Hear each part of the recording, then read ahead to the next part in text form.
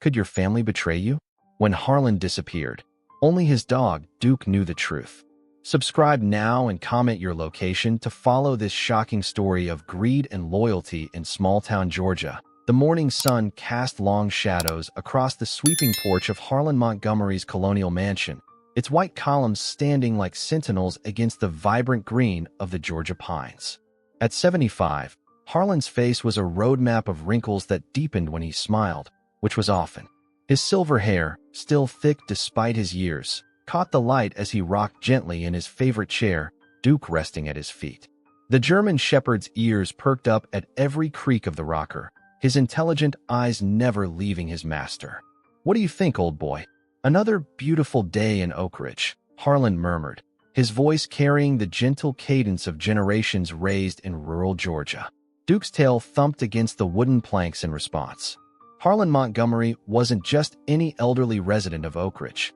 As owner of Montgomery Textiles, the largest employer in 3 counties, his name carried weight. Yet, despite his wealth and influence, he preferred simplicity: a glass of sweet tea at sunset, conversations with locals at the farmer's market, and daily walks with Duke along the property's sprawling perimeter. "Mr. Montgomery, your son is here," announced Margaret, his housekeeper of 20 years, her expression tight with poorly concealed disapproval. Harlan's weathered hand stilled on Duke's head. "Thank you, Margaret. Send him up." The sound of expensive shoes against hardwood announced Richard Montgomery before he appeared. At 47, Richard was the physical opposite of his father, trim, meticulously groomed, with dark hair showing only hints of silver at the temples. His tailored suit seemed out of place in the homey den. "Dad," Richard nodded, remaining standing despite Harlan's gesture toward a chair. "We need to discuss the company's direction again." "Sweet tea?" Harlan offered, already knowing the answer. Richard sighed with thinly veiled impatience. "No time. I have a flight back to Atlanta in 3 hours." "About those international contracts, I've read your proposal," Harlan interrupted, his voice gentle but firm. "The answer is still no. We're not outsourcing production overseas. 3 generations of Montgomerys built relationships with the families who work for us." Richard's jaw tightened. "This sentimentality is killing our profit margins. Garrison Textiles is eating our lunch because they're not afraid to evolve. Some things matter more than money, son. That philosophy is exactly why I need to take over operations completely," Richard snapped, his composure slipping. "The board meeting next month. I'll be there," Harlan assured him, taking a sip of his tea. "With my 30 years of health records that prove I'm perfectly capable of continuing as CEO." Later that evening, Harlan sat alone in his study, Duke at his feet, as he studied the medical report his doctor had reluctantly delivered yesterday. The diagnosis was unequivocal: aggressive pancreatic cancer, stage 4. 6 months, perhaps less. His fingers trembled slightly as he reached for the antique telephone, dialing a number few knew existed. "It's time," he said simply when the line connected. "We'll proceed as discussed." 3 days later, Harlan Montgomery vanished without a trace. Richard informed the concerned community that his father, upon receiving troubling medical news, had chosen to embark on a spiritual journey through the Mojave Desert, a final adventure before facing whatever came next. The authorities, finding the story plausible given Harlan's eccentric reputation and Richard's standing, eventually closed the case. Only Duke knew what really happened that night. The loyal shepherd had watched, whimpering softly, as his master packed a single bag in the darkness. Only Duke had followed Harlan to the edge of the property, where a nondescript car waited with its lights off. Only Duke had heard Harlan's final whispered command to stay before the car disappeared down the winding country road into the misty Georgia dawn.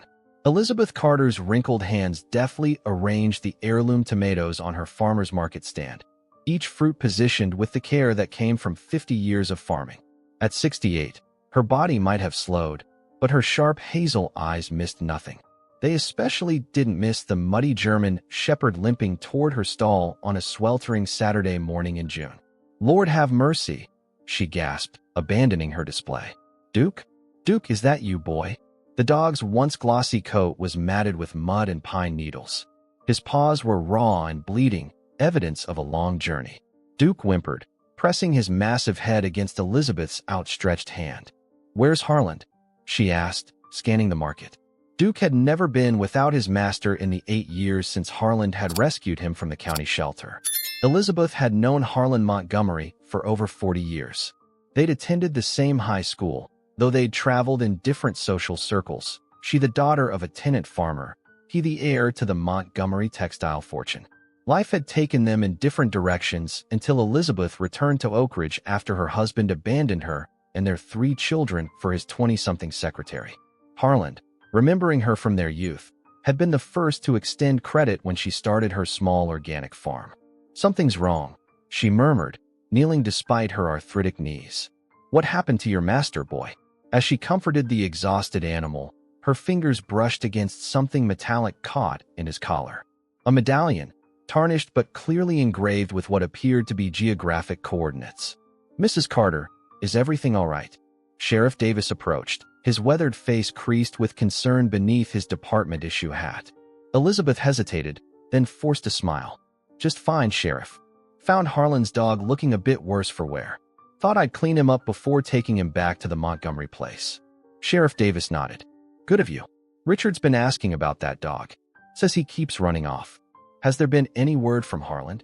Elizabeth asked, keeping her tone casual. "Nothing official," Davis replied. "Richard says his father calls occasionally from various places out west. Spiritual journey and all that." He shook his head. Never figured Harlan for the type, but folks do strange things when facing mortality. After the sheriff moved on, Elizabeth led Duke to her truck and helped the large dog into the passenger seat. Instead of driving toward the Montgomery estate, she turned in the opposite direction, toward her modest farmhouse on the outskirts of town. Inside her kitchen, she cleaned Duke's wounds while her mind raced. Harlan Montgomery was many things: stubborn, sometimes frustrating in his old-fashioned ways. But he was not impulsive, and he certainly wouldn't abandon Duke.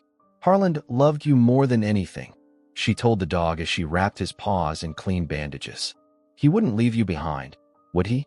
Elizabeth knew something about abandonment.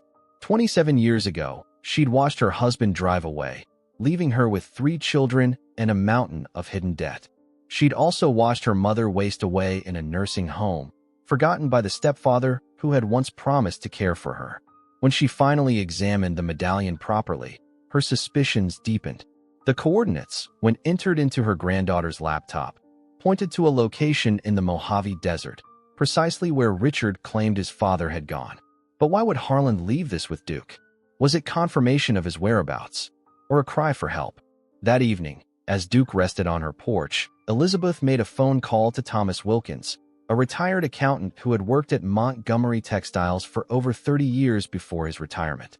"Tommy," she said when he answered, "I think something's happened to Harlan. Something bad." Thomas's voice dropped to a whisper. "I've been thinking the same thing, Lizzie. Richard's making changes at the company, massive layoffs, selling off equipment. Says it's all part of his father's new vision, but Harlan would never approve these measures.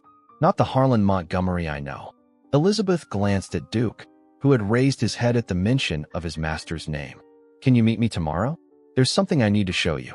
As darkness fell over the Georgia countryside, Elizabeth sat on her porch swing, Duke's head heavy on her lap. Lightning flashed on the horizon, illuminating storm clouds gathering over Oak Ridge, a fitting backdrop for the unease settling in her heart. "We'll find him, Duke," she promised, her fingers gently stroking the shepherd's ears. "Whatever happened to your master, we'll find out the truth." The sky hung low and gray over Oak Ridge as Elizabeth's truck bumped along the rutted dirt road leading to the undeveloped northern edge of the Montgomery property. Duke sat alert in the passenger seat, his ears perked forward, while Thomas Wilkins clutched the dashboard from the middle seat, his thin frame swaying with each jolt. "Haven't been out this way in years," Thomas remarked, adjusting his wire-rimmed glasses. At 72, the retired accountant maintained the precise, methodical demeanor that had made him valuable to Harlan Montgomery for 3 decades. Harlan was planning to donate this parcel for a nature preserve. Elizabeth nodded grimly. "Richard's got other plans now. Oak Ridge Heights, they're calling it. Luxury homes starting at $500,000. The truck lurched to a stop at the edge of a clearing where heavy construction equipment sat idle, yellow behemoths against the verdant Georgia landscape. A large sign proclaimed "Future Home of Oak Ridge Heights," a Montgomery development, alongside an architectural rendering of cookie-cutter mansions. "This is the third time Duke's led me here," Elizabeth said, releasing the shepherd from the vehicle. "He keeps coming back, like he's looking for something."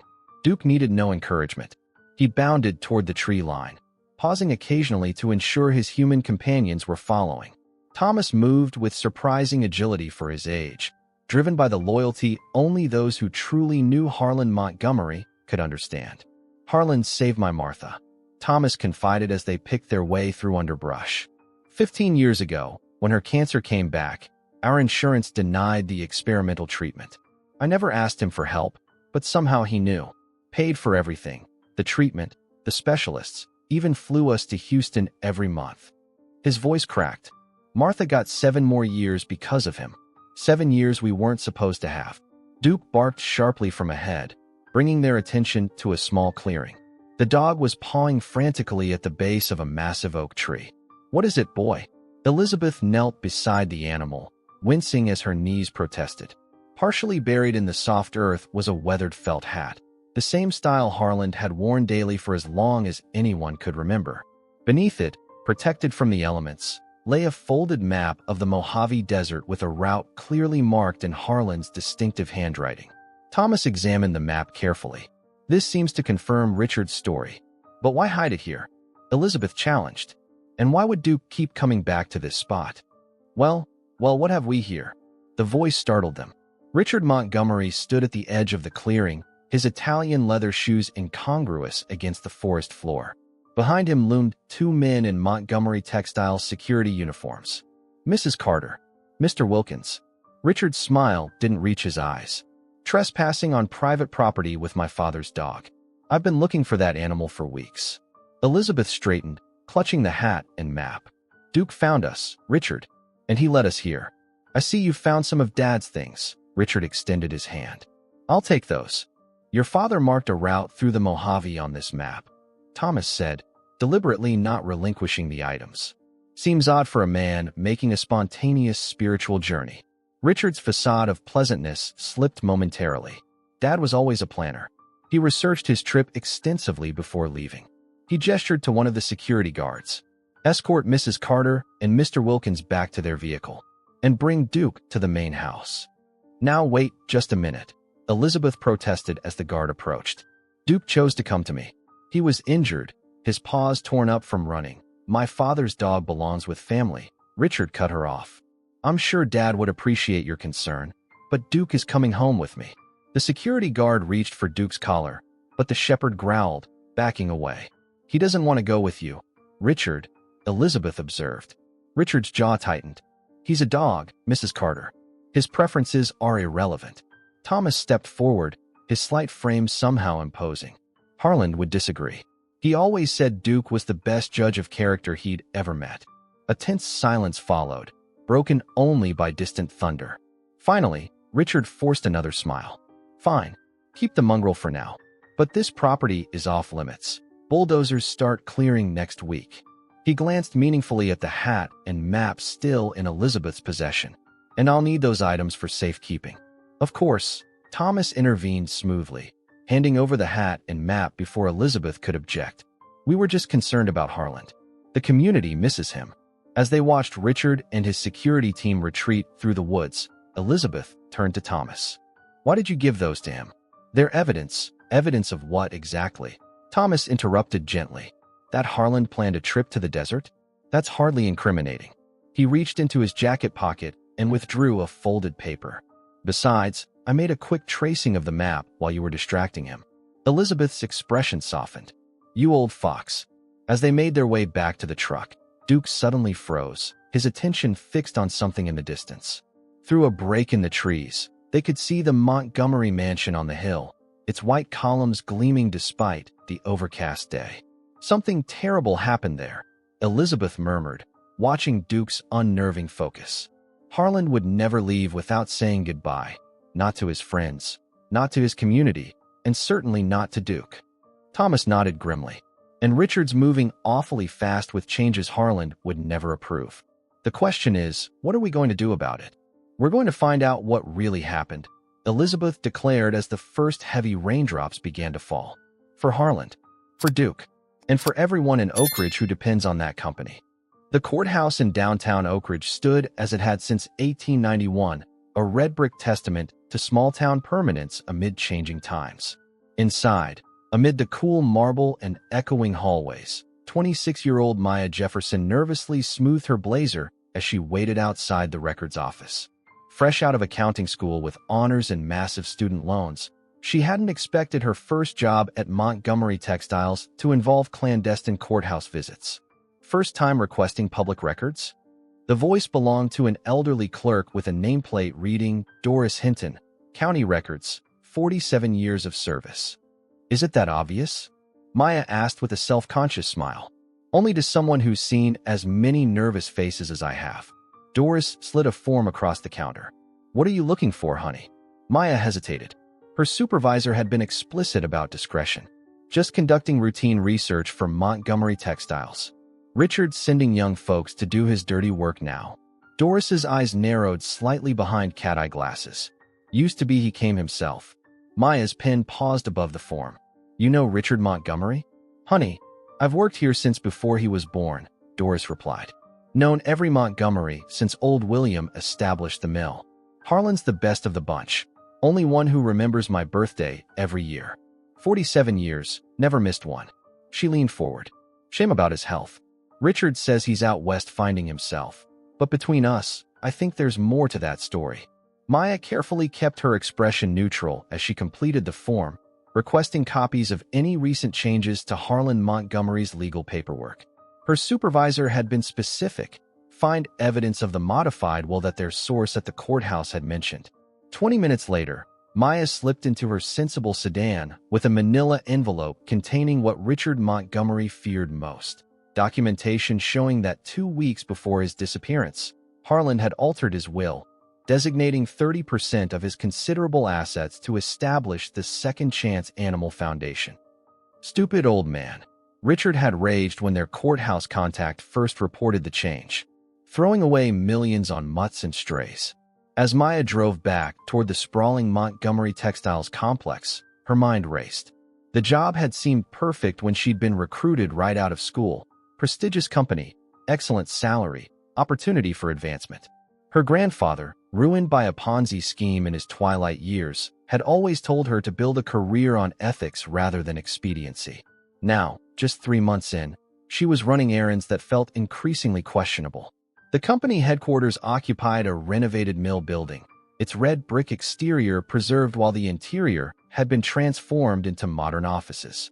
Maya's small workspace in the accounting department afforded her a view of the factory floor below, where generations of local families had earned their living.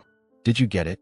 Bradley Cooper, her direct supervisor, appeared at her cubicle almost immediately. At 45, he had the slick demeanor of someone perpetually angling for advancement. Maya handed over the envelope. Everything they had on file. Bradley peered at the documents, his expression darkening. Richard needs to see these immediately. He hesitated, then added, This stays between us, Jefferson. Your future here depends on discretion. After he left, Maya turned to her computer, ostensibly reviewing quarterly projections. Instead, she pulled up the company's financial records, specifically, the irregular transactions she'd noticed during her first weeks. Small discrepancies at first, easily dismissed as accounting oversights. But the pattern had emerged. Funds systematically diverted from operating accounts into shell corporations she couldn't trace. A text message interrupted her thoughts. Meeting with RM tomorrow, 7 a.m. Bring complete financial overview. Confidential. BC. Maya stayed late, compiling the requested reports while most employees filtered out. As darkness fell, she noticed lights still burning in Richard's corner office. Navigating the empty hallways with her stack of printouts, she approached his assistant's desk, intending to leave the materials for tomorrow's meeting. The door to Richard's office was ajar, angry voices filtering through the gap. "The will changes everything, Amanda." Richard's voice was tight with controlled rage. "If we don't find the original documents, I lose control of 30% of my own company to a bunch of flea-bitten animals." "Your father's company," corrected a woman's voice, presumably Amanda Chun, Richard's executive assistant and, according to office gossip, his new romantic interest. At 35, Amanda was striking and ambitious, having ascended rapidly through the company ranks. A distinction without a difference, Richard snapped. I've kept this company profitable while he played small-town benefactor. Now I need that safe combination. He must have told you something. Harland was careful with his secrets, Amanda replied coolly. He suspected you for years, you know. The gambling debts, the embezzlement. Careful, Richard warned. Remember which side you're on. Maya backed away silently, heart pounding. The papers in her hands suddenly felt radioactive. Evidence of financial manipulation that went far beyond her initial suspicions.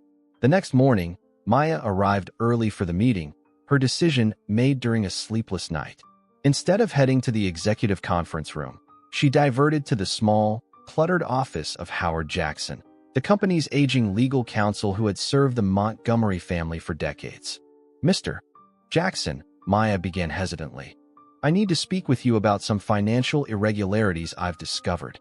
Howard looked up, his eyes tired behind thick glasses. Close the door, Ms. Jefferson. As she detailed her findings, the elderly lawyer's expression grew increasingly grave. Has Richard seen these figures? He asked when she finished. Not these specific reports. I've prepared. Maya trailed off, realization dawning. You're not surprised. Howard removed his glasses, rubbing the bridge of his nose. Harlan came to me with similar concerns in February. We were building a case, gathering evidence. He studied her intently. Then he disappeared under peculiar circumstances. You don't believe he's on a spiritual journey? Harlan Montgomery? Howard gave a humorless laugh. The man who refused to miss a single factory shift for 40 years? No, Miss Jefferson, I do not. Maya hesitated, then pushed the incriminating reports across the desk. I think I'm in over my head, sir. Howard nodded solemnly. We both are. But Harlan would say doing the right thing often feels that way. The summer heat pressed down on Oak Ridge like a physical weight, the kind of oppressive southern humidity that turned every movement into an effort. Elizabeth's farmhouse, with its wide, shaded porch and ancient ceiling fans, offered minimal relief as she, Thomas, and now Howard Jackson and Maya Jefferson gathered around her kitchen table. Duke lay in the corner, his intelligent eyes following their conversation like he understood every word. In the 3 months since Harlan's disappearance, the German Shepherd had become noticeably thinner despite Elizabeth's hearty cooking. He misses him something fierce, Elizabeth remarked, setting down a pitcher of sweet tea that sweated almost as much as they did. Won't eat right, keeps watching the door. Howard Jackson loosened his tie, a rare concession from a man known for his formality.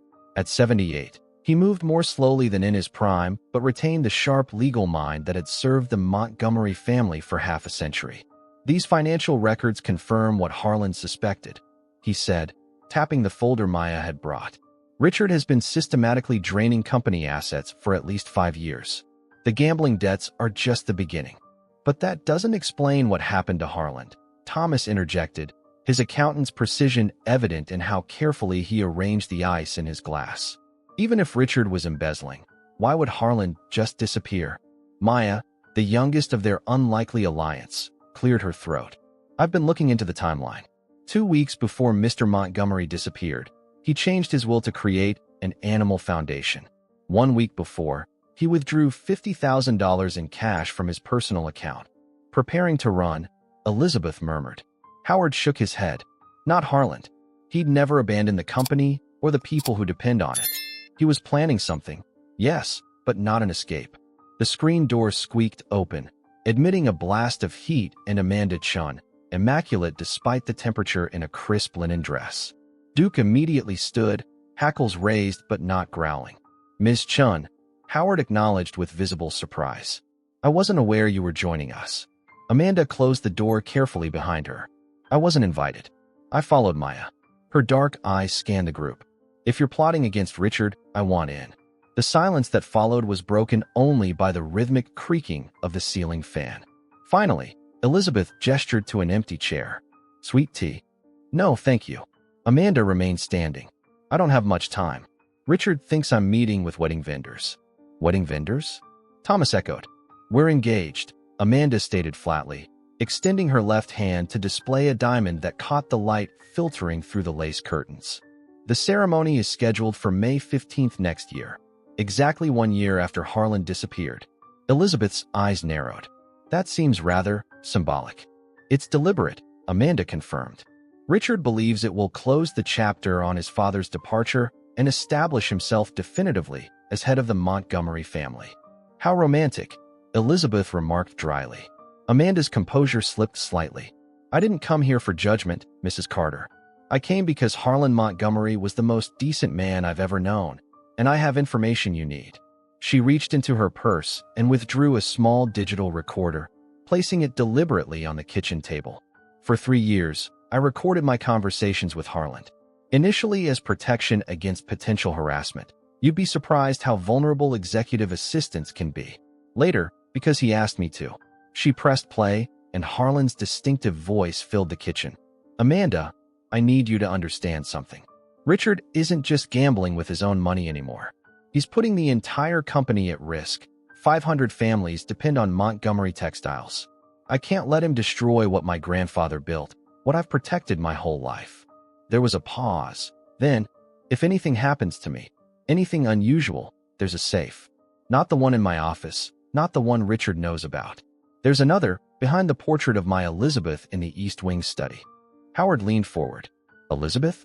His wife's been gone 20 years. He meant me, Amanda said quietly.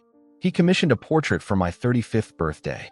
Said I reminded him of his daughter-in-law, Richard's first wife. Maya looked confused. I thought you and Richard had been together for years. A bitter smile crossed Amanda's perfect features. Richard and I have a complicated history. His first marriage ended badly. Elizabeth studied Amanda carefully. Why are you telling us this now? Why not months ago? Because I was afraid, Amanda admitted, her composure cracking further. And because I made a deal with Harlan. I agreed to watch Richard, to gather evidence of his financial misconduct. In exchange, Harlan promised to fund a fresh start for me, away from Oak Ridge, away from Richard. You're playing both sides, Thomas observed without judgment. I'm trying to survive, Amanda countered sharply. Do you know what happens to women who cross men, like Richard Montgomery in towns like this? They disappear. Their reputations are destroyed. They become cautionary tales. Howard's gaze softened with understanding. What changed? Why come to us now? Amanda's fingers twisted nervously around the engagement ring. Yesterday, Richard asked me to sign a prenuptial agreement. Standard procedure, he called it. Except buried in the legal language was a clause giving him power of attorney if I become mentally incapacitated, with him as the sole judge of my mental fitness. Jesus, Maya whispered. There's more. Amanda retrieved a small key from her purse. This opens Harlan's private safe. I've never used it. I promised him I wouldn't unless absolutely necessary. But I think we're there. Elizabeth accepted the key, its weight seemingly disproportionate to its size. What do you think we'll find inside? I don't know, Amanda admitted. But Harlan was preparing for something he called the reckoning. Whatever happened that night in May, he saw it coming. As if on cue, Duke suddenly raised his head, ears alert. The distant rumble of thunder vibrated through the humid air, promising a storm but no relief from the heat. Storm's coming, Elizabeth observed, her words carrying weight beyond the weather. Best we be prepared. From the pocket of her simple cotton dress, she withdrew the medallion she'd found in Duke's collar months earlier. I think it's time we figure out exactly what these coordinates mean and why Harlan wanted us to find them. The Montgomery mansion looked particularly imposing against the bruised sky of the gathering storm. Its colonial columns and manicured hedges projected old money permanence, a visual reminder of the family's century-long dominance over Oak Ridge's economy and social hierarchy. Security's been upgraded since Harlan left, Amanda explained as she drove the group through the ornate iron gates, using her access code. Cameras, motion sensors, Richard's paranoia in action. How will we explain our presence? Howard asked from the back seat, where he sat with Thomas and Maya. Annual review preparation, Amanda replied smoothly. Richard's in Atlanta until evening. I told security I needed these financial consultants to help prepare some documents. Elizabeth remained silent in the passenger seat, Duke pressed against her legs. The German shepherd grew increasingly alert as they approached the house, his entire body tense with anticipation. They entered through a side door, Amanda leading them efficiently through service corridors to avoid most of the staff. The East Wing study, when they reached it, surprised them with its modest elegance, more reflective of Harlan's practical taste than the ostentatious decor Richard had implemented throughout the rest of the house. There, Amanda indicated a portrait hanging beside floor-to-ceiling bookshelves. The painting depicted Amanda herself, seated in this very room, her expression thoughtful rather than glamorous. "Johnson did a remarkable job capturing your essence," Howard observed, studying the artwork. Harlan insisted on Thomas Johnson, said photographs were too literal. He wanted something that showed character. Amanda's voice carried a hint of emotion she quickly suppressed. "The safe is behind it." With Thomas's help, they carefully removed the heavy portrait, revealing a wall safe with both a key lock and combination dial. Elizabeth stepped forward, the small key from Amanda clutched in her hand. "What's the combination?" 81175, Amanda supplied. "His first wife's birthday." The safe opened with a soft click, revealing a surprisingly large cavity in the wall. Inside sat several document folders, a leather-bound journal, and a metal strongbox. "We can't review all this here," Howard said, glancing anxiously at his watch. "Richard could return early, or security might become suspicious. We take what we need and replace the portrait," Elizabeth decided, her practical farm wisdom asserting itself. "Amanda can return everything once we've reviewed it." They worked quickly, distributing the contents among themselves. Howard took the legal documents, Thomas the financial records, Maya the strongbox, and Elizabeth the journal. Amanda carefully replaced the portrait, ensuring it hung at precisely the same angle. "Wait," Maya said suddenly, her attention caught by something. She approached a sleek desktop computer in the corner. "This is running." The screen displayed a map application centered on a location in the Mojave Desert, the same coordinates from Duke's medallion. "Someone's been researching this location recently," Maya observed, checking the browser history. "Multiple searches in the past week." Elizabeth exchanged glances with Thomas. "Richard's looking for something in the desert." "Or someone," Howard added grimly. Thunder cracked directly overhead as they exited the mansion, fat raindrops beginning to pelt the immaculate driveway. By the time they reached Amanda's car, the skies had opened completely, unleashing a typical Georgia summer deluge. Weather Service issued a flash flood warning, Maya reported, checking her phone. "Maybe we should wait it out." "No," Elizabeth insisted, clutching the journal to her chest. "We need to review these materials somewhere safe." They drove cautiously through the worsening storm to Elizabeth's farmhouse, the old structure creaking in protest against the wind. Inside, they spread their findings across the kitchen table while Duke paced nervously, disturbed by the thunder. Howard reviewed the legal documents first, his expression growing increasingly troubled. Harlan was building a case against Richard, documented evidence of embezzlement, fraudulent contracts, even tax evasion. "The financial records confirm it," Thomas added, flipping through spreadsheets. "Richard's been siphoning company funds through at least 6 shell corporations. The gambling debts alone exceed $2 million.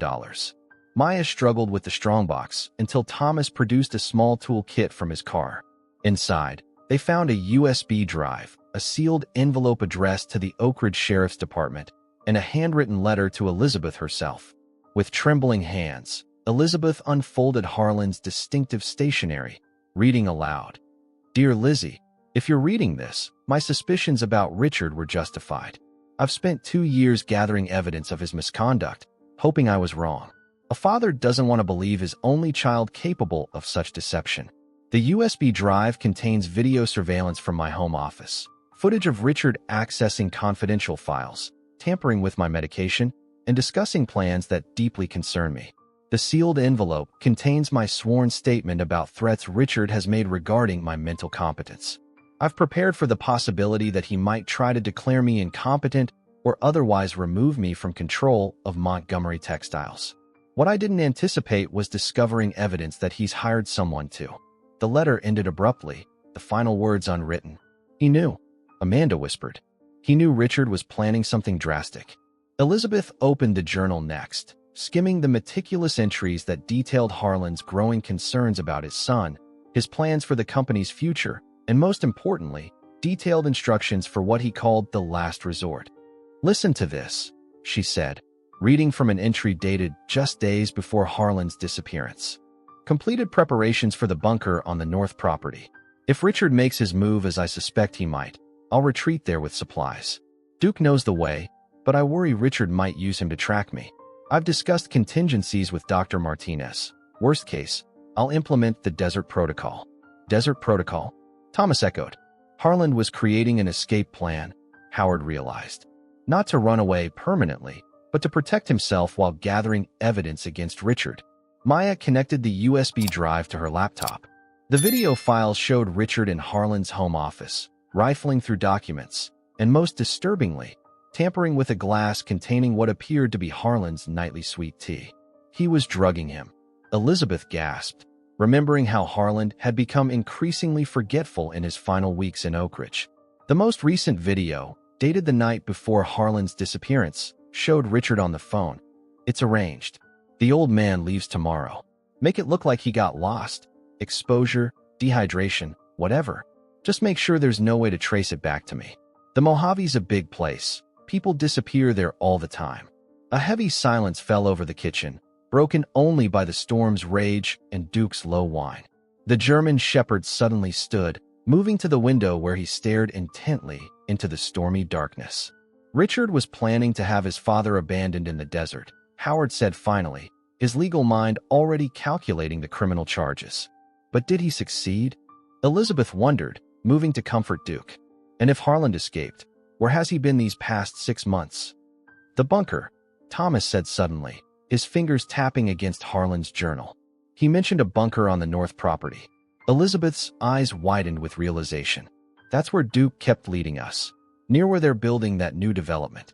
The storm intensified, rain lashing against the windows as they plotted their next move. Howard called his nephew at the sheriff's department, requesting a discreet investigation into Richard's recent activities. Maya copied the incriminating files to multiple drives, ensuring the evidence couldn't be easily destroyed. Amanda made excuses for her absence from the Montgomery estate, knowing her continued access was crucial to their investigation. Thomas traced the coordinates from Duke's medallion more precisely on a topographical map of the Mojave. This location is near a research station, Ecological Studies, according to their website, about 20 miles from the nearest paved road. An ideal place to abandon someone, Howard noted grimly. Remote enough that survival would be nearly impossible without preparation. As midnight approached, the storm reached its furious peak. Wind howled around Elizabeth's farmhouse, and nearby Clearwater Creek, normally docile, swelled dangerously with runoff from the saturated hills. Duke, who had been resting uneasily, suddenly leapt up with a sharp bark. He raced to the door, pawing frantically. "What is it, boy?" Elizabeth approached cautiously. The shepherd's behavior grew increasingly urgent, barking, running to the door, then back to Elizabeth, his intent unmistakable. "He wants us to follow him," she realized. "Now, in this storm." "That's madness," Howard protested. "Flash flood warnings are in effect. It's too dangerous." Duke's barking grew more insistent, his entire body communicating desperate urgency. "I'm going," Elizabeth decided, reaching for her rain slicker. Duke's never acted this way before. It must be important. Thomas stood immediately. "I'll drive." After a moment's hesitation, Maya joined them. "I'll come too. 3 sets of eyes are better than 2 in weather like this." Amanda and Howard remained behind to organize the evidence and prepare for potential legal action. Elizabeth's ancient truck struggled through the flooded country roads, Thomas navigating carefully while Maya kept her phone's GPS active, tracking their erratic route. Duke rode in the cab, his body tense, occasionally whining when Thomas was forced to detour around flooded sections. After nearly 40 minutes of treacherous driving, they approached the northern edge of Montgomery property, a heavily wooded area now threatened by the rising waters of Clearwater Creek. "We can't go further by vehicle," Thomas announced as the truck's headlights illuminated a washed-out section of dirt road. The creeks overflowed its banks. Undeterred, Duke leapt from the truck the moment Elizabeth opened her door, immediately plunging into the dark woods. Armed with flashlights and wrapped in inadequate rain gear, the 3 followed, calling for the dog when he temporarily disappeared from view. The forest was transformed by the storm. Familiar paths now rushing streams, landmarks obscured by darkness and driving rain. Elizabeth stumbled repeatedly, her 68-year-old joints protesting the abuse. Yet something in Duke's urgency drove her forward. The dog would appear, barking encouragement, then dash ahead again, always leading them deeper into the property. There, Maya shouted over the storm's roar, her flashlight beam catching a reflection among the trees. Something metal. They approached cautiously, finding what appeared to be an ordinary storm cellar door, partially concealed by undergrowth and now threatened by the rising creek. Duke pawed frantically at the heavy doors, whining with unprecedented distress. "It's locked," Thomas discovered, pulling at the rusted padlock securing the entrance. "Stand back," Elizabeth ordered, retrieving a rock from the saturated ground. With strength born of desperation, she smashed the lock repeatedly until it finally gave way. The doors required all three of them to heave open against the suction of floodwater already seeping inside. Duke squeezed past them immediately, disappearing into the darkness below. Their flashlight beams revealed not a simple storm cellar but a sophisticated bunker. Concrete walls, generator power now failed, and shelves of supplies. Water was already ankle-deep and rising rapidly. "Hello," Elizabeth called, her voice echoing strangely. "Harlan? Are you down here?" Duke's urgent barking guided them deeper into the bunker, through a short corridor to a small living area. There, illuminated in their flashlight beams, an emaciated figure lay on a cot, partially submerged in the rising water. "Oh my God," Maya gasped. "Is he?" Thomas rushed forward, checking for a pulse. "He's alive, but barely." The figure was nearly unrecognizable as Harlan Montgomery. His normally robust frame had withered, his silver hair now long and matted. His eyes fluttered open briefly at Thomas's touch, recognition flickering for just a moment before unconsciousness reclaimed him. The generator must have failed in the storm, Thomas theorized, noting the sophisticated survival setup now rendered useless by the flood. Without power, he had no way to call for help. "We need to get him out now," Elizabeth instructed, her practical nature taking charge. "This place will be completely underwater within the hour." Together, they managed to lift Harlan's frighteningly light body, navigating carefully through the rapidly flooding bunker. Duke remained constantly at his master's side, occasionally licking Harlan's limp hand as if encouraging him to hold on. The journey back through the stormy woods was a nightmare of mud and rising water. Twice they nearly lost their footing on the increasingly treacherous ground. By the time they reached the truck, all four were soaked to the skin, mud-covered, and exhausted. "Hospital?" Maya asked as Thomas navigated the flooded roads with agonizing caution. "No," Elizabeth said firmly, cradling Harlan's head in her lap while Duke pressed against his master's side. "Richard would be notified immediately. We need somewhere safe." "Dr. Martinez," Thomas suggested, referring to the physician mentioned in Harlan's journal. "She has a private practice outside town." The elderly doctor, roused from sleep by their urgent call, met them at her clinic's side entrance. Her eyes widened at the sight of Harlan Montgomery's condition. 6 months, she murmured as she worked efficiently to stabilize him, hooking up 4 fluids and oxygen. "He's severely malnourished, dehydrated, and showing signs of exposure." "Will he recover?" Elizabeth asked, refusing to leave Harlan's side despite her own exhaustion. Dr. Martinez's expression was guarded. "His body has sustained significant trauma, and there's evidence of prolonged drug exposure, likely the substances Richard was adding to his tea. But he'll live." Thomas pressed. "If he survives the next 48 hours, the doctor replied cautiously. "But even then, there may be lasting neurological damage. We won't know until he regains consciousness." As dawn broke over Oak Ridge, the storm finally subsiding, Elizabeth sat beside Harlan's bed, Duke at her feet. The faithful shepherd hadn't left his master's side for a moment, his intelligent eyes constantly monitoring every small movement. "You found him, Duke," she whispered, scratching behind the dog's ears. "You never gave up." In the bed, Harlan's breathing had stabilized, though he remained unconscious. His hand, resting on the crisp white sheet, twitched slightly. Duke immediately raised his head, a soft whine escaping his throat. Elizabeth leaned closer. "Harlan, can you hear me?" His cracked lips moved almost imperceptibly, forming a single word. "Richard." The following week passed in a blur of secret meetings, careful planning, and anxious vigils at Harlan's bedside. Dr. Martinez converted her home's guest cottage into a recovery room, allowing them to move Harland away from her clinic where his presence might be discovered. Howard coordinated with his nephew at the sheriff's department, building a case methodically and discreetly.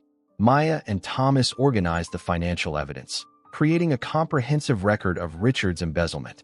Amanda played perhaps the most dangerous role, maintaining her facade as Richard's devoted fiancée while gathering additional evidence from the Montgomery estate. Each evening, she would slip away under various pretexts to update the group on Richard's increasingly erratic behavior. "He's obsessed with finding something called the original documents," she reported during one such meeting. "He's torn apart Harlan's office twice this week. When I asked what he was looking for, he nearly—" She trailed off, absently touching her wrist where faint bruises had begun to form. Elizabeth noticed the gesture immediately. "He hurt you." Amanda withdrew her hand quickly. "It's nothing. He's under pressure. The bank is asking questions about some of the transfers."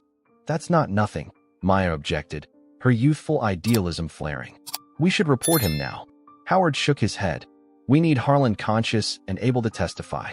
Otherwise, it's our word against Richard's. And in this town, the Montgomery name still carries significant weight." On the 7th day after the rescue, Elizabeth sat beside Harlan's bed, reading aloud from his favorite Faulkner novel. His condition had stabilized, but consciousness remained elusive, appearing in brief, confused moments before slipping away again. "Remember when you loaned me this book?" Elizabeth asked during a pause in her reading.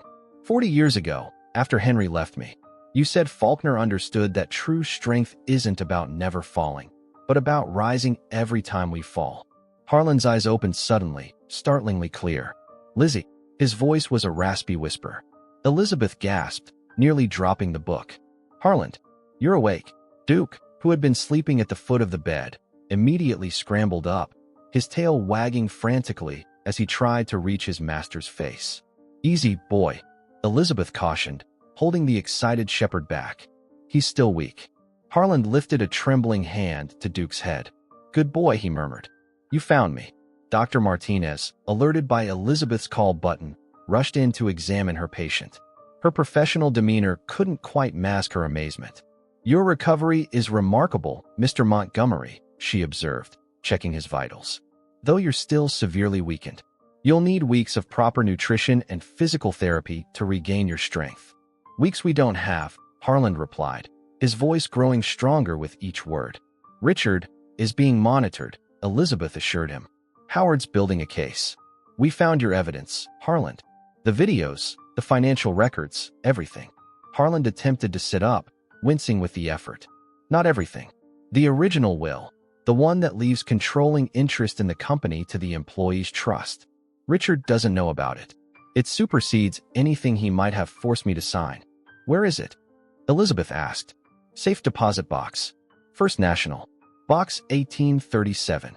Harlan's eyes drifted to the window, where late summer sunlight filtered through the curtains. "What date is it?" "October 12th, Dr. Martinez answered. Harlan's expression tightened. "Almost 6 months. The annual Montgomery Harvest Festival is next weekend. Richards announced your memorial service for that day," Elizabeth confirmed grimly. "Combined with his engagement party, the ultimate changing of the guard." A ghost of Harlan's old determination flickered across his gaunt features. He always did have a flair for the dramatic. His attention shifted to Duke, who hadn't moved from his side. "What happened that night? I need to explain." Over the next hour, Harlan recounted the harrowing events of May 15th. Richard had indeed been drugging his evening tea for weeks, gradually increasing the dosage to create the appearance of cognitive decline. That final night, Harlan had suspected the tea contained something stronger, but had only pretended to drink it, dumping it into a potted plant when Richard stepped away. "I'd prepared the bunker weeks earlier," he explained. "When I heard Richard on the phone arranging my desert accident, I knew it was time to disappear. I planned to hide briefly while Howard completed the legal preparations for removing Richard from the company." "What went wrong?" Thomas asked. "Richard's men were watching the house. I barely made it to the bunker. I had limited supplies, enough for a month, I thought. But the first storm flooded the communications equipment. By the time I could repair it, Richard had changed all the security protocols. I was trapped." Harlan's voice weakened with the effort of speaking. "I rationalized supplies. hoping someone would find Duke's medallion. The coordinates lead to a research station where my friend Daniel Patterson works. He was instructed to contact Elizabeth if anyone arrived asking about me. But no one ever made the connection, Elizabeth realized. Duke kept trying to lead us to the bunker, not the desert. Smart dog, Harlan murmured, scratching behind Duke's ears. Always knew you were the clever one in the family. The door opened, admitting Howard with a manila envelope. The sheriff's department has officially reopened the investigation into your disappearance, he announced. Discreetly for now. And Richard? Harlan asked, proceeding with the festival plans. The entire town's invited. A combination memorial service, engagement party, and announcement of the Oak Ridge Heights development. Howard hesitated. He scheduled the groundbreaking ceremony for Monday morning. Once that happens, the bunker will be destroyed, along with any evidence it contains. Harlan's expression hardened. Then we have 1 week to stop him. In the days that followed, Harlan's recovery accelerated, driven by determination that impressed even Dr. Martinez. Though still physically weak, his mind remained razor-sharp, helping them construct a comprehensive plan to confront Richard publicly at the festival. Howard retrieved the original will from the safe deposit box, confirming Harlan's foresight. The document legally transferred controlling interest in Montgomery Textiles to a trust benefiting the company's employees, with provisions for environmental conservation that would prevent the Oak Ridge Heights development. Maya discovered additional financial improprieties, including falsified environmental impact studies for the construction project and bribes to county officials to expedite permits. Amanda continued her dangerous masquerade, enduring Richard's increasingly volatile moods while feeding them crucial information about festival arrangements and security measures. On the night before the festival, they gathered at Dr. Martinez's cottage for final preparations. Harlan, now able to walk short distances with a cane, surveyed the unlikely alliance assembled in the small living room. Elizabeth, his oldest friend, Thomas, his loyal employee, Howard, his trusted advisor, Maya, the principled young accountant, Amanda, the complicated insider, and Duke, whose unwavering loyalty had ultimately saved his life. Tomorrow will be dangerous, Harlan cautioned them. Richard won't surrender control easily. He has powerful friends, private security, and the advantage of public perception. We have the truth, Elizabeth countered, her weathered hand covering his. And in this town, your word still carries weight. Perhaps, Harlan acknowledged. But Richard has had 6 months to rewrite the narrative. To many, I'm already a ghost. He gazed at their determined faces. Whatever happens tomorrow, I want you all to know, save the speeches for the festival, old man. Elizabeth interrupted with characteristic bluntness. We're not done fighting yet. As the others finalized details, Harlan drew Amanda aside. You're taking the greatest risk, he said quietly. If Richard suspects, he won't, Amanda assured him, though her eyes betrayed her fear. I've played this role perfectly for months. Harlan studied her intently. After tomorrow, whatever happens, you'll be free of him. The funds I promised are waiting, enough for a fresh start anywhere you choose. Amanda's composure wavered momentarily. I don't deserve your kindness. We all deserve second chances, Harlan replied simply. That's what Montgomery Textiles was built on, not just profits, but people. As the meeting concluded, Harlan watched them depart into the autumn night, their determination palpable. Only Elizabeth lingered, Duke at her side as always. You should rest, she advised. Tomorrow will require all your strength. Harlan nodded, but his gaze remained on the darkness beyond the window. 6 months ago, I believed Richard would choose redemption if given the chance. Now I'm not so sure. What are you saying? That my son may force a reckoning none of us are prepared for. The Montgomery Harvest Festival had been an Oak Ridge tradition for 87 years, evolving from a simple agricultural celebration to the social event of the year. The town square transformed overnight. White tents housing local vendors, a bandstand for live music, and carnival rides for children. At the center stood a temporary stage where Richard Montgomery would address the gathered community. By 10 o'clock Saturday morning, the festival was in full swing. Richard moved through the crowd like a politician, shaking hands and accepting condolences for his departed father while introducing Amanda as his fiancée. She played her role flawlessly, smiling at his side in an elegant ivory dress that complemented the autumn decorations. From their position near the farmer's market section, Elizabeth and Maya watched the performance with barely concealed disgust. "Look at him," Elizabeth muttered. "King of the castle before the crown's even warm." Maya adjusted her glasses nervously. "Everything's ready on our end. Howard has the sheriff on standby, and Thomas is positioned near the stage with the documents. And Harlan, still with Dr. Martinez. They'll arrive at exactly noon, right before Richard's speech." Elizabeth nodded, her weathered fingers absently stroking Duke's head. The German shepherd, freshly groomed for the occasion, remained unusually calm despite the festival chaos, as if he understood the importance of the day's events.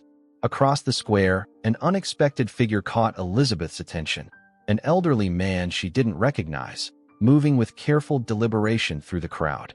Something about his bearing seemed familiar, though his face was partially obscured by a broad-brimmed hat and sunglasses. "Who's that?" she wondered aloud. Maya followed her gaze. "I don't know. Not a local." Before they could speculate further, the stranger was approached by Mayor Wilson, who greeted him with surprising deference. Their conversation, though brief, appeared intense, with the mayor's expression shifting from welcome to concern. At precisely 11:45, Richard ascended the stage, tapping the microphone to gather attention. The festival crowd gradually quieted, turning toward the temporary platform where large portraits of Harlan Montgomery flanked a podium draped with the company logo. "Friends, neighbors, members of the Oak Ridge community," Richard began, his voice carrying the practiced sincerity of a seasoned public speaker. "Today marks a bittersweet occasion, 6 months since my father embarked on his final journey. In the parking area beyond the square, Dr. Martinez helped Harlan from her SUV. Though still gaunt, he stood straighter than he had in days, determination evident in every careful movement. Howard waited beside a side entrance to the square, checking his watch anxiously. "Right on time," he murmured as they approached. "Richard's just starting his speech." On stage, Richard continued his performance. "My father was many things to many people: employer, mentor, friend. To me, he was the standard by which I've measured my life's work." His voice caught with perfectly timed emotion. Though we didn't always agree on business matters, his vision for this community never wavered. Amanda stood slightly behind him, her expression carefully neutral as Richard gestured toward the architectural renderings displayed beside the stage. "Which is why today, I'm honored to announce that Oak Ridge Heights, the luxury residential community breaking ground on Monday, will be renamed Montgomery Park, with 30 acres dedicated as a nature preserve in my father's memory." Appreciative murmurs rippled through the crowd. Richard smiled, sensing their approval. "Additionally, I'm establishing the Harlan Montgomery Memorial Fund to provide scholarships for local students." Elizabeth scoffed quietly. "Notice he doesn't mention his father's animal foundation." Duke growled softly in agreement, his attention fixed on the stage. Richard raised his hands for quiet. "Before we continue with today's celebration and my special announcement, I'd like to observe a moment of silence for Harlan Montgomery, a true Oak Ridge legend." As the crowd bowed their heads, Howard gave the signal. Harlan straightened his tie, one of his old favorites that Amanda had smuggled from the mansion, and began the painful walk toward the square, each step measured and deliberate. The silence was broken by a collective gasp as the crowd caught sight of him. Like watching a ghost materialize, the people of Oak Ridge stared in disbelief as Harlan Montgomery made his way slowly but steadily toward the stage, Duke breaking away from Elizabeth to join his master. On stage, Richard froze mid-sentence, his practiced composure shattering as he glimpsed the approaching figure. "Impossible," he whispered into the still active microphone.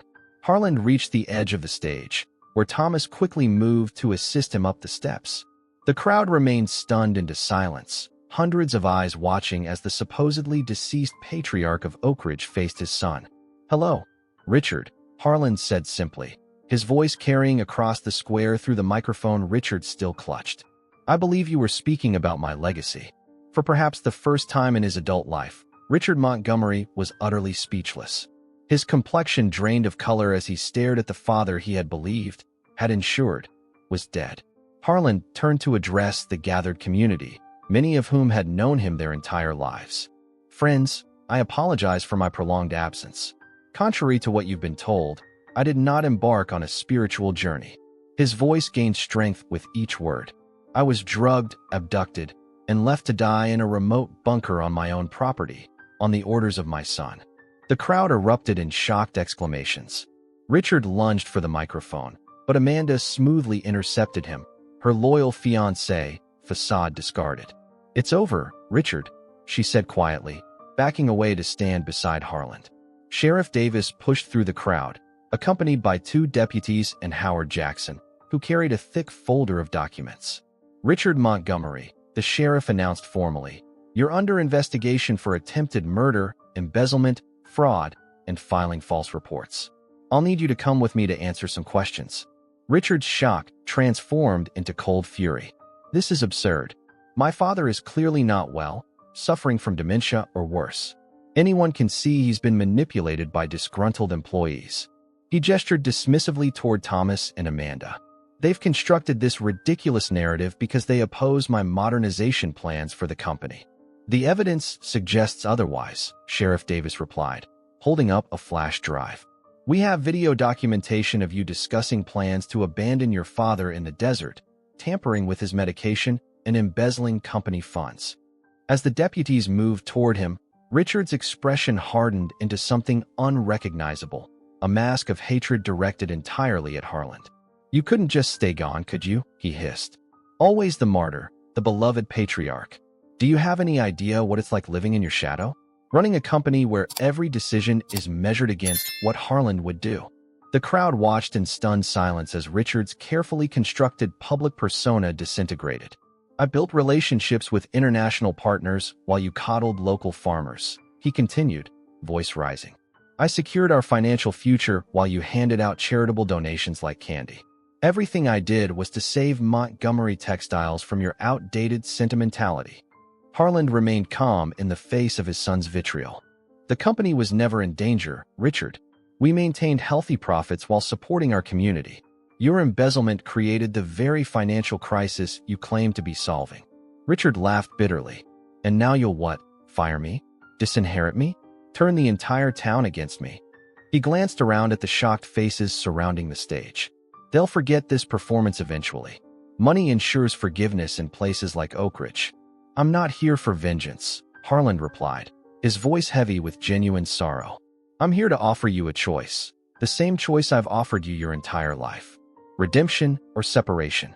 As the deputies moved to escort Richard from the stage, the mysterious elderly man Elizabeth had noticed earlier stepped forward, removing his hat and sunglasses. "If I might interject," he said, his voice carrying a faint accent, "I believe I have information relevant to this situation." Richard froze, his expression shifting from anger to shock. "Impossible," he whispered for the second time that day. "Robert Patterson." The stranger introduced himself to the crowd. "Former business partner of Harland Montgomery, though I left Oak Ridge under complicated circumstances 15 years ago." From the crowd, the mayor's wife audibly gasped, her hand flying to her mouth. "I've been monitoring Montgomery Textiles from afar," Patterson continued, "including Richard's gambling debts to certain organizations I'm familiar with. Debts that exceed even what his embezzlement could cover." "Shut up," Richard snarled, lunging toward Patterson only to be restrained by the deputies. "The people Richard owes money to don't typically allow debtors to simply walk away," Patterson continued calmly. "They're expecting payment from the Oak Ridge Heights development profits. When that falls through," he left the implication hanging. Sheriff Davis signaled to his deputies, "Get him to the station. Call Atlanta FBI. They'll want to interview him about those casino transactions." As Richard was led away, hurling threats and accusations, the crowd's shock gradually gave way to a buzz of conversations. Mayor Wilson quickly took the microphone, attempting to restore order to the festival. "Well," Elizabeth said dryly as she joined Harland at the edge of the stage, "that was quite a homecoming." Despite everything, Harland smiled, his first genuine smile in months. Oak Ridge always did appreciate a good dramatic return. Duke pressed against his master's leg, tail wagging as if in agreement. Harland bent carefully to scratch the shepherd's ears. "Without you, old friend, I wouldn't be here." Howard approached with Thomas, Maya, and Amanda. "The sheriff wants your formal statement when you're up to it, and the board of directors is assembling for an emergency meeting Monday morning." Harlan nodded, his gaze traveling across the familiar faces of his community, some still staring in disbelief, others approaching cautiously to welcome him back. Monday will be soon enough to sort out the company, he decided. Today, I think I'd like to enjoy the festival. He glanced at Elizabeth with a hint of his old humor. I hear the apple cider at Elizabeth Carter's stand is not to be missed. As they made their way slowly through the crowd, accepting tearful greetings and expressions of shock and joy, Harlan paused occasionally to catch his breath. 6 months of captivity had taken their toll, and full recovery would require time. What happens now? Elizabeth asked quietly as they reached a quiet corner of the square. With Richard, I mean. Harlan's expression sobered. Justice will take its course. But afterward, he watched as Sheriff Davis's vehicle disappeared down Main Street, carrying his only son. The choice I offered still stands. It always will. 6 months after the dramatic events at the Harvest Festival, spring returned to Oak Ridge in a riot of dogwood blossoms and azaleas. The morning sun bathed Harlan Montgomery's porch in warm light as he rocked gently, Duke resting contentedly at his feet. At 76, Harlan had regained most of his physical strength, though his ordeal had left permanent marks, a slight tremor in his right hand, silver hair now completely white, and moments of disorientation that Dr. Martinez assured him would eventually fade. Beautiful day, Elizabeth observed as she settled into the adjacent rocker, setting a pitcher of sweet tea on the small table between them. At her age, climbing the porch stairs left her slightly breathless, though she'd never admit it. Getting better every day, Harlan agreed, his voice stronger than it had been in months. The past half year had brought sweeping changes to both Montgomery Textiles and Oak Ridge itself. After Richard's arrest and subsequent conviction on multiple charges including attempted murder, embezzlement, and fraud, the company had undergone a transformation guided by Harlan's original vision, but implemented by new leadership. How's Maya settling into her new position? Elizabeth asked, pouring tea into mason jars, Harlan's preferred drinking vessel despite Richard's years of trying to upgrade him to crystal. Remarkably well. Youngest CFO in company history, but she has Thomas mentoring her. Between them, they've untangled most of Richard's financial manipulations. Harlan accepted the tea with a nod of thanks. The Employee Ownership Trust is officially operational as of last week. The Modified Employee Stock Ownership Plan, MESOP, as it had become known around town, transferred controlling interest in Montgomery Textiles to its employees while maintaining Harlan as chairman emeritus. The structure ensured the company would remain rooted in Oak Ridge rather than being sold to outside investors or dismantled for parts. And the northern property? Elizabeth inquired, though she already knew the answer. Harlan smiled. Groundbreaking for the Second Chance Animal Sanctuary happens next month.